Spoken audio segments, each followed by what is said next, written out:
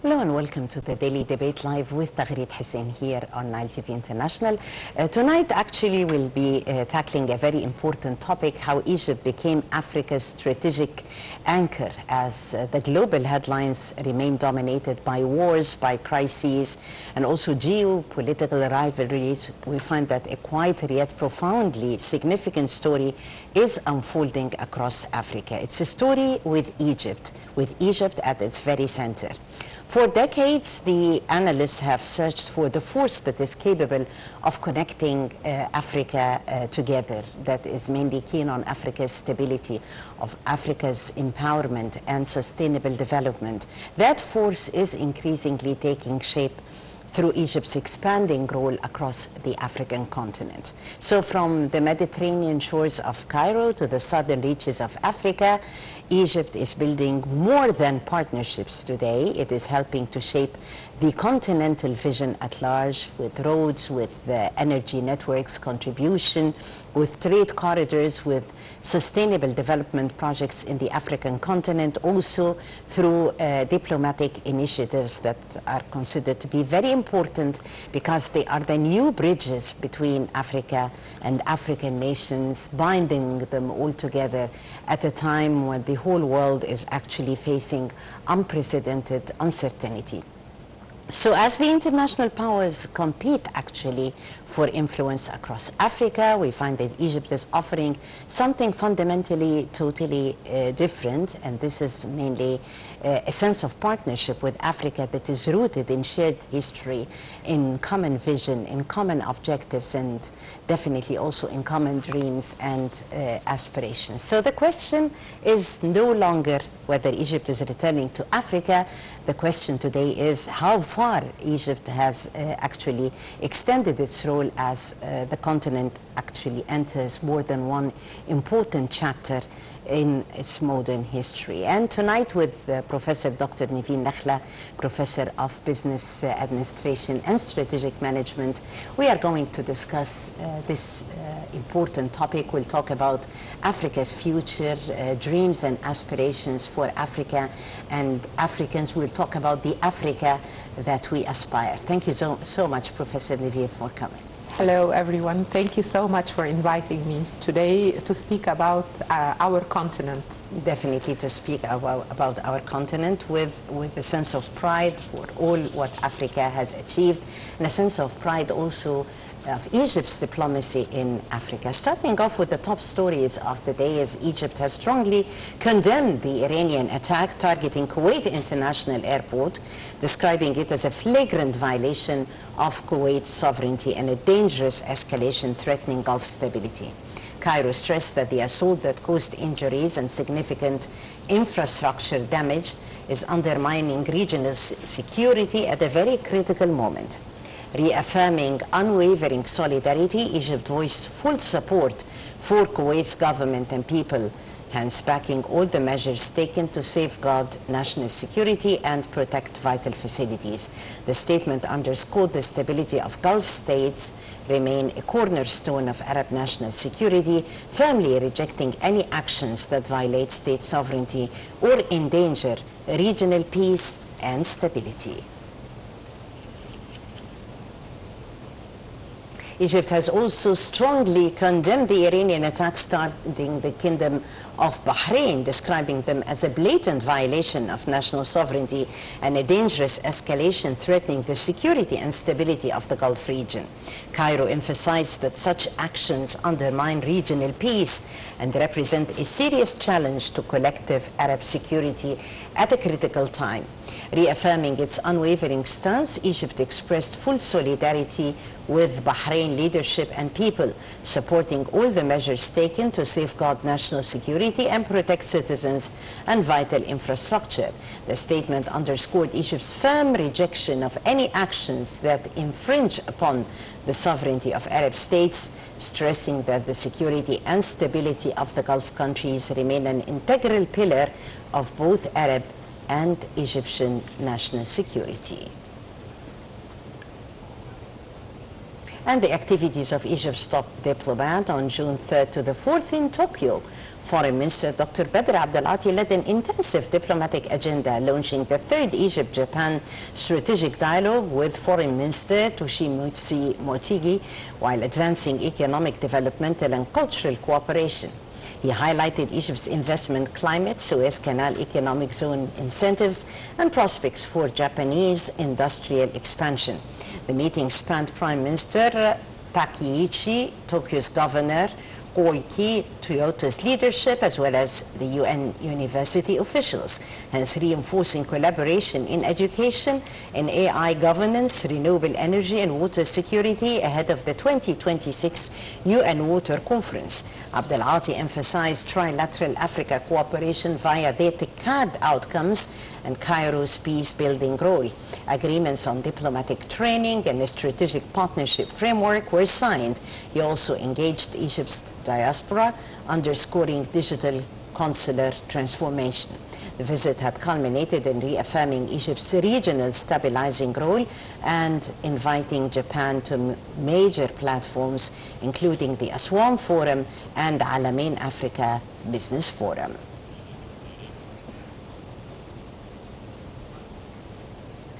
From this important event that is definitely going to attract visitors from all over the world to Alamein, Egypt, to the African rise in redefining the continent's future. Let's watch this report and we'll be back. While much of the world remains consumed by escalating tensions across the Middle East region, another strategic transformation is unfolding with far greater long-term significance. Recent weeks have highlighted Cairo's accelerating return to the heart of African affairs.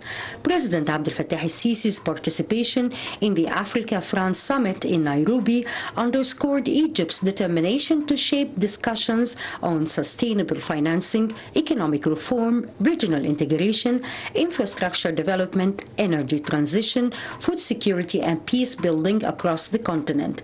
During the summit, President el-Sisi reiterated a principle that has increasingly become a cornerstone of Egyptian diplomacy, while calling for fairer access to international financing and stronger continental partnerships.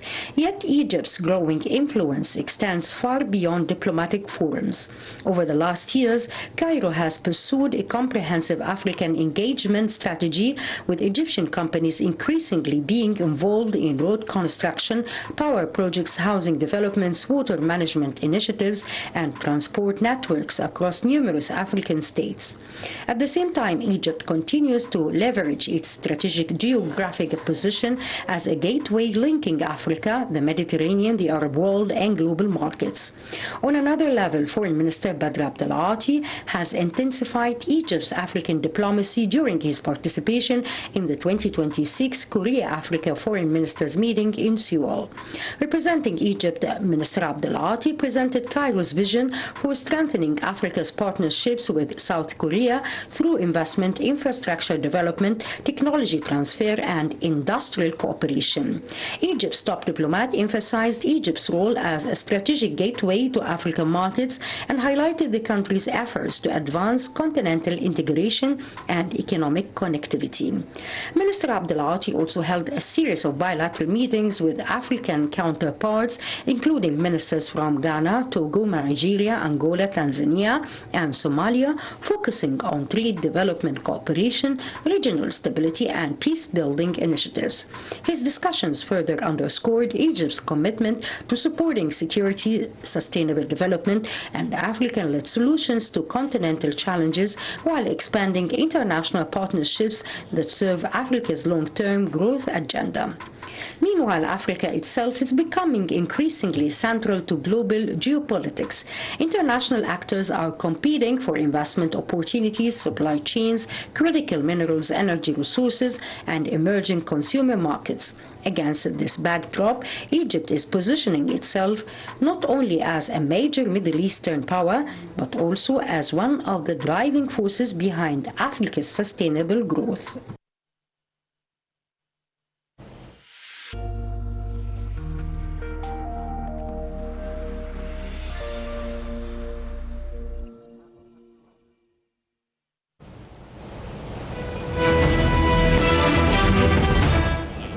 We're back and talking Africa opportunities, objectives and dreams, and continuing our discussion with Professor Dr. Nevin Nakhla, Professor of Business Administration.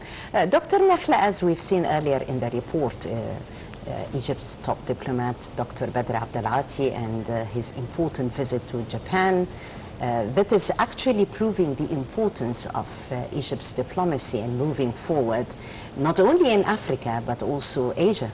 Of course. His Excellency, our Minister of Foreign Affairs, Dr. Badr Abdelati, we saw him in his visit to Korea, his visit to Japan, and we saw also the multi-related or multi-relation activities. He met also with all the presidents of African presidents were attending the same forum and the same gathering, positioning Egypt as the heart of Africa and the heart of diplomacy. This is very important to have this multi-relation because of our positioning as the gateway for the African market. Now with the economic transformation and the economic growth of the AFCFTA, the African Free Continental Trade Agreement, anything which is made in Africa goes to Africa as one market. Positioning ourselves as the gateway is very important. And we saw a lot of foreign direct investment on our land. And this will open the doors for trading and transmitting these products through our country to all the African countries, 54 countries, one market. So it is connectivity of the diplomacy with the economic reform and the economic growth. This is very, very important. We are not only positioned as the Arab country or Mediterranean, but the heart of our continent. Definitely, and we've seen actually very important activities inviting the Japanese companies to invest in the Suez Canal economic zone. We have seen Egypt's evolving economic narrative, which is actually reshaping the global supply chain dynamics as a whole, Egypt's participation and helping in accelerating regional integration. And this is also happening all over the African continent, accelerating regional integration, opening new horizons of cooperation and ventures with African companies. Exactly, and we saw Egypt also. We are investing in West Africa in agricultural, we are investing in South Africa in different areas, energy, in North Africa. So I mean between energy, between agriculture, between infrastructure, the Cairo-Cape Town dream of connectivity and the real growth that is coming out of this connectivity. So the idea of now we are in the phase of implementation of the AFCFTA, the Africa Free Continental Trade Agreement. All the policies already done, all the political issues already adjusted, and now in the implementation stage with a lot of corridors also. This generates unity and peace and generates prosperity for our nations. Not on a different place of the world or an isolated island, but in cooperation with a multi-relation and cooperation with Asia and with Europe as well. We saw our dear beloved President, His Excellency, in the Africa-France also summit, which took place in Nairobi in Kenya, and how this is also another example of the multi-relation and diplomacy. So we are not, Africa in general, we are not separated from the whole world, but we are really on very good terms and on very good diplomacy for the sake of economical growth. Our continent, as we always say, is the heart of the resources, the raw materials, the youth, all the resources, physical and capacity building for our nations, and as we are saying, the youth and the raw materials and everything. And now the action of industrialization also for our continent. This is also the knowledge transformation, yes, from all over the world back and forth to our continent. So this integration, one market, diplomacy, multi-relations is the future of our continent, actually. Yes, definitely. And we've seen this sense of, glad that you've mentioned capacity building. Because it's a very important source of attraction, speaking about Egypt encouraging trilateral cooperation through the TICAD, and also we have upcoming events that are considered to be hits with Africa, like the Africa Business Forum taking place in Alamein, the Alamein Africa Business Forum, that is going to attract business gurus all over Africa, and the whole world is actually going to have eyes on Egypt and this important forum and what it opens concerning opportunities and chances for Africa as a whole. Let me say also for the region and the world. Exactly, and choosing the place is brilliant. Yeah. Very smart marketing. Choosing, exactly, choosing our Alamein, which was not known for the African region. Also, the Pan-Africa Tourism Board coming to El Alamein and pinpointing the place as a tourism area instead of going to other places outside our continent on the Mediterranean. This is a brilliant place. The Africa Business Forum, which will be in El Alamein, it will start from the 20th of this month, the 20th of June. We are almost there, less than 3 weeks, and extended to the 24th. And then we will start the assembly, the African Union Assembly, General Assembly, and the big meetings of the high-level political meetings from 24 till 27, with different on the side events and on the margin events with UDA-NEPAD, with the Afrexim Bank, with the AFDB Bank, with the African Union. We are expecting to receive 20 head of states with private sectors, big investors to our continent. So actually, El Alamein Africa Business Forum is a very huge event. All the world eyes on it, and we are expecting thousands, not less than 15,000 participants. Already all the hotels over there and all the Airbnb places are already booked, fully booked. Yeah, it's translating actually how Egypt has really succeeded in translating this sense of political dialogue and diplomacy into engagement on solid grounds, translating this also into economic partnerships.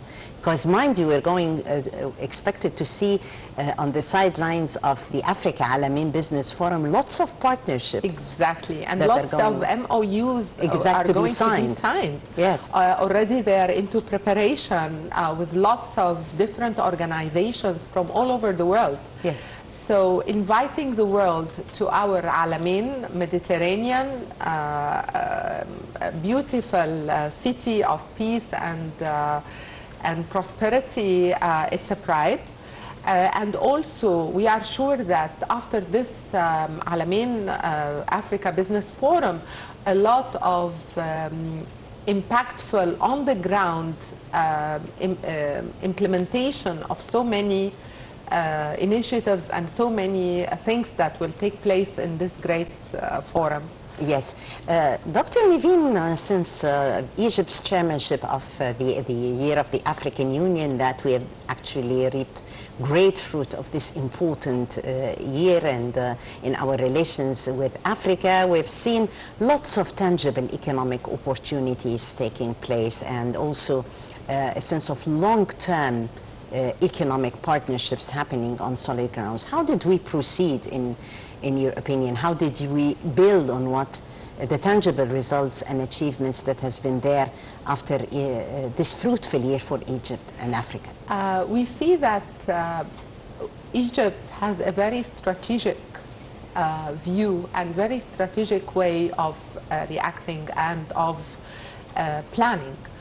So after and during the African Union chairing, we have continually invested in a lot of African countries, continually integrated a lot of businesses and a lot of relations.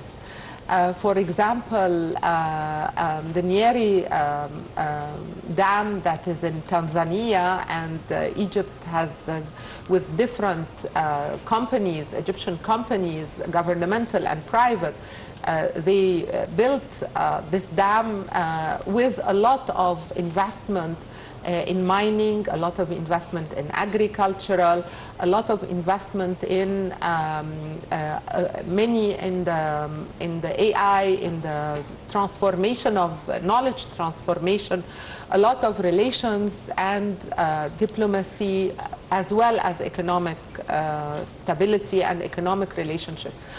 Also, it's good to mention that Egypt is opening the doors now with the high school, vocational schools, which are accredited by the Egyptian Ministry of Education and Vocational Education, opening the door for the African Union to bring students from all over Africa to have the high school education in Egypt. And this is also our soft power of transferring knowledge and transferring education to our youth.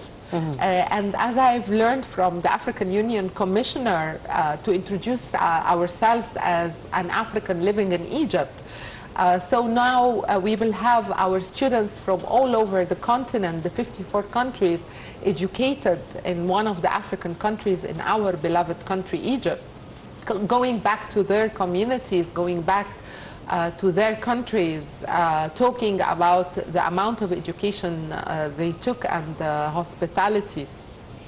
Also, Al-Azhar University is a very respectable example of the Egyptian education to many African students. Yes. And lots of assets and soft power, of course, and culture. See in the celebration of Africa Day how those traditions and those vibes that were there made all those presents quite united. So soft power of Africa still unites us. Also, what unites us is a sense of that we are being adamant, a sense of perseverance concerning solving African challenges through Africans, through African solutions. Definitely.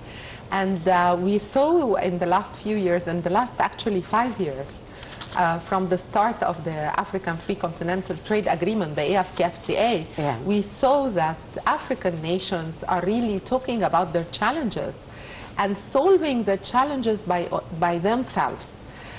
We saw also in January 2026 the new rating agency, the African new rating agency that is African, to reduce any bias, to put harmonization, standardization for rating the countries in our continent, and opening the investment, opening the opportunities and prioritizing a lot of investment in our continent.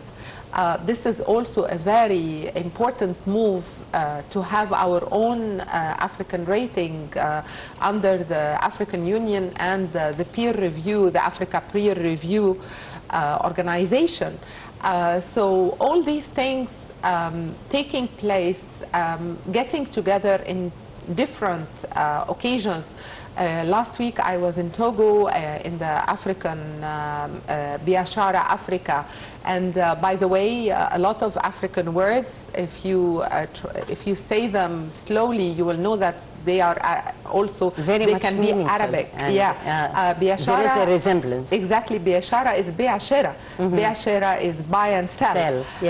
And it was also an amazing forum and exhibition with all the African products, awareness of what we have. Now we have the African map, the industrial map, and the African products map. We have the export potential map. We have the e-tariff book. You know from it what kind of customs reduction you have from each country to another. 90% of the products now, they have zero tariff between 54 countries. So all this getting together, also last week I was in Congo in another big African Union forum, speaking about the visa and the free movement between the African Union.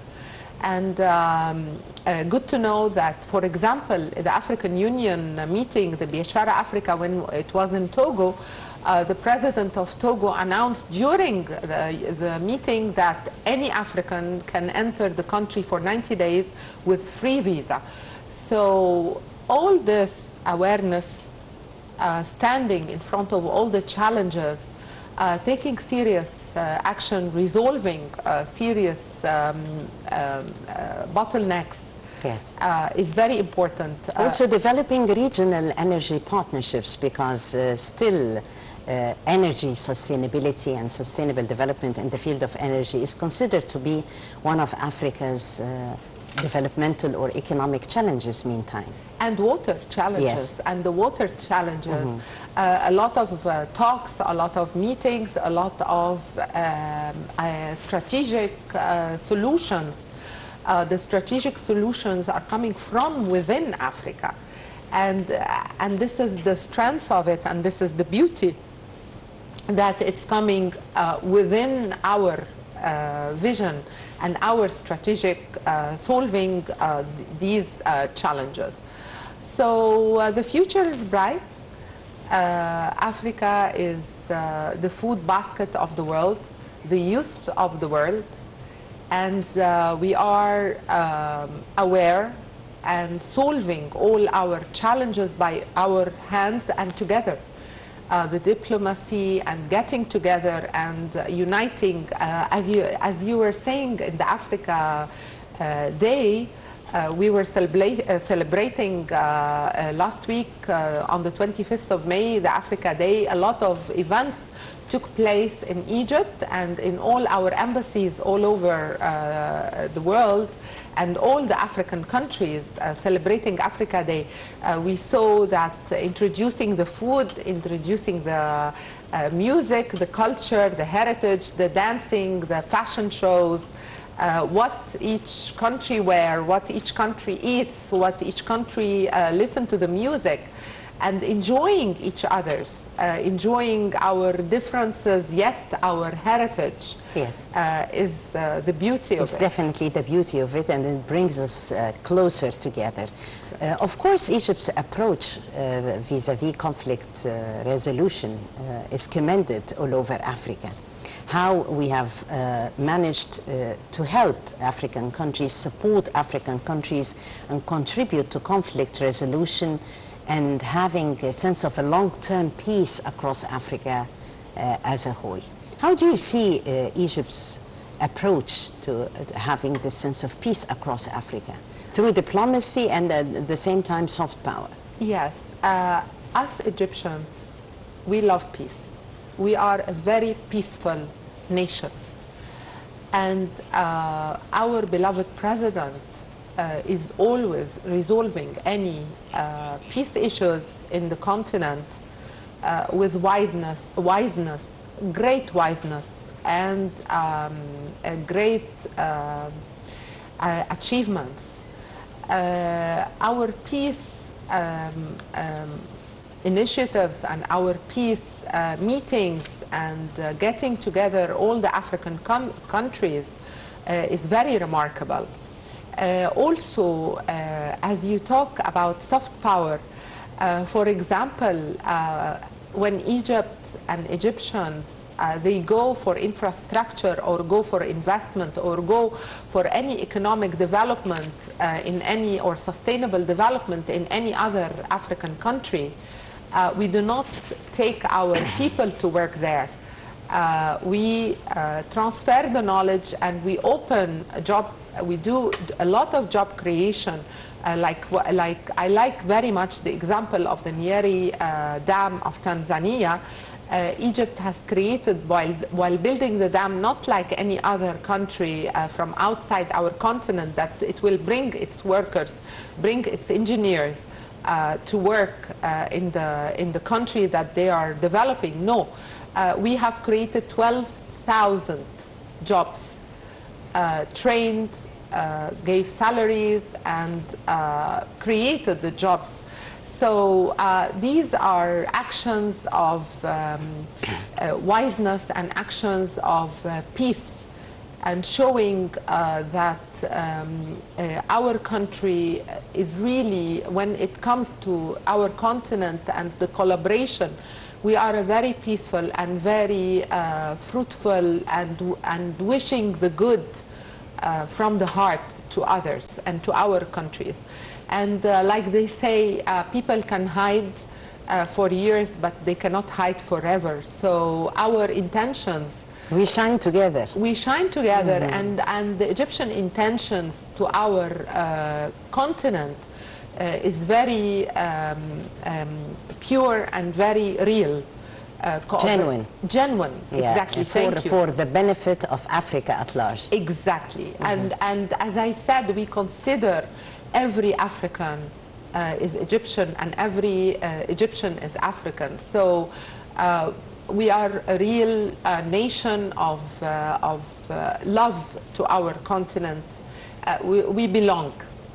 Definitely we belong. Concluding this fruitful discussion, Dr. Nevin, and if we're talking about the pillars of Africa's future and Egypt's sharing in achieving this sense of prosperity for Africa, how do you see Africa's future, and what would be the main core or the pillars for drawing this fruitful and optimistic future for the continent?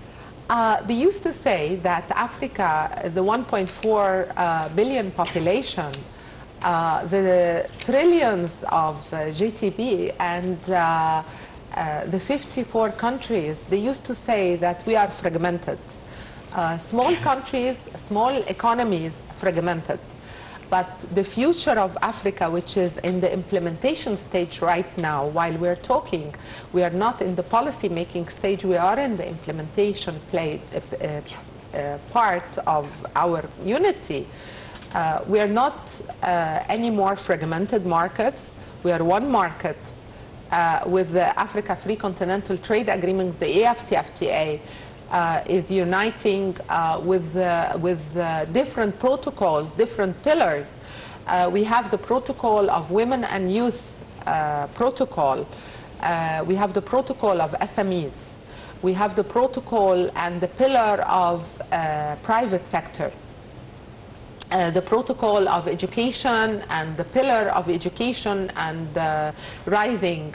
If you see in our continent, education has risen a lot.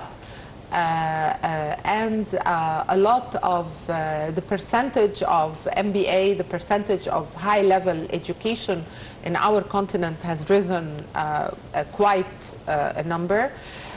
Also, the pillar of industrialization, supply chain and connectivity corridors. We have now 6 main corridors in our continent. The 6 corridors are working very efficiently. We see that within our continent, a lot of countries, they have made inland transportation and corridors with no visa between these countries. And the most important pillar, before we leave our dear viewers, is the PAPS, the Pan-Africa Payment System. which started in action and in implementation right now, that no foreign currency between our continent. We trade amongst each other with our local currency. So if I want to bring tea from Kenya, I buy it with the Egyptian pound, and it arrives to them with the Egyptian shilling, with the Kenyan shilling. A lot of countries now, they are trading with their own local currency under the Pan-Africa payment system, and our central bank of Egypt has ratified and starting working with the PAPs. Also for us, Egypt now, we have Beit Masr, Egypt House in different countries as a logistic hub with pick and pay Egyptian products. So a lot in our continent. A lot definitely is in store, and very much well noted, Dr. Nevin, talking about the main pillars for Africa's development and for Africa's future. I thank you so much, Professor Dr. Nevin Nakhla, Professor of Business Administration and Strategic Management, for joining us for Wednesday Debate Live. For tonight, we actually talked about how Egypt became Africa's strategic anchor, and I thank you, dear viewers, for joining us. I'm Taghreed Hussein, and many thanks for watching. Thank you so much.